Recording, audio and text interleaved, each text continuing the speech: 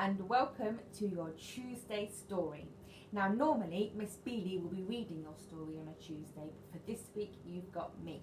So my book I'm going to read today is called Mog and Bunny.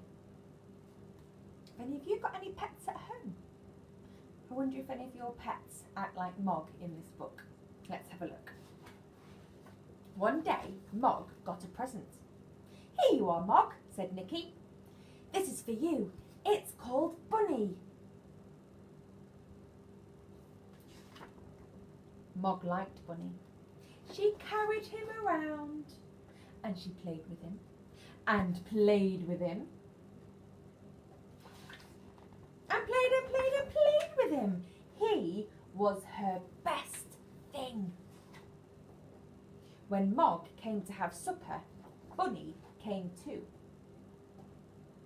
Sometimes Mog thought Bunny would like a drink, but Bunny wasn't very good at drinking. "Oh dear," said Debbie, "look where Bunny's got to." Uh-oh.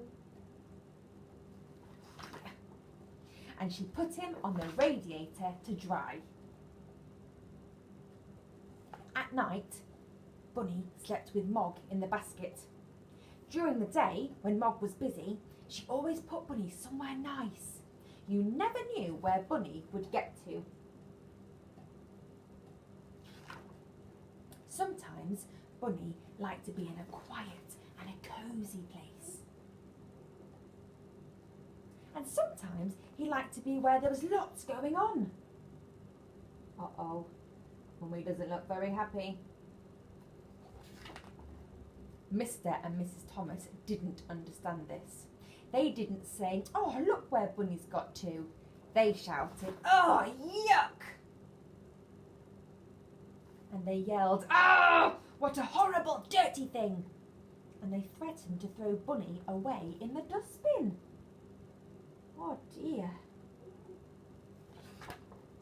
One day, Mr. Thomas said, "Let's have supper in the garden." Everyone helped to carry things out of the house. What's Mog carrying? Little Bunny. It was a lovely supper. But suddenly,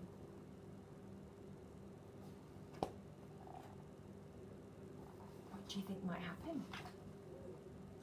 There was a crash of thunder and it poured down with rain. "Quick, inside!" shouted Mrs. Thomas. "It's bedtime anyway." "Where's Mog?" said Debbie. "I expect she's keeping dry under a bush somewhere," said Mrs. Thomas. "She'll come in later." In the middle of the night, Debbie and Nicky woke up. Mog hadn't come in and it was still pouring with rain. "Let's go find her," said Debbie. It was very dark in the garden. They shouted, "Mog! Mog! Where are you, Mog?" But nothing happened. Then they heard a meow, meow. "There she is!" shouted Nicky. "Come on, Mog, come inside!" But Mog just carried on sitting in the rain. It was dripping off her nose. Oh, poor Mog. What is she doing out there? "What's the matter, Mog?" said Debbie.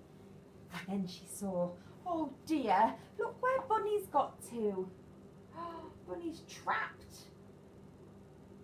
Nicky picked Bunny up and showed him to Mog. "It's all right, Mog," he said. "We've set Bunny free now. Come on inside." Then they carried Bunny through the dark garden. Oh, she looks happier now. And they carried her through the house. And then they put him on a radiator so he can get nice and dry. Then they all had a very big sleep. In the morning they told Mrs. Thomas what happened and how Mog had to stay with Bunny in the dark and the rain. Debbie said, "You wouldn't really throw Bunny away in the dustbin, will you?" Mrs. Thomas said, "No, never. It would make Mog too sad." Then she sighed and said, "Well, perhaps Bunny's not quite so horrible now he's been washed in the rain." They all looked on the radiator. But do you know where Mog got to?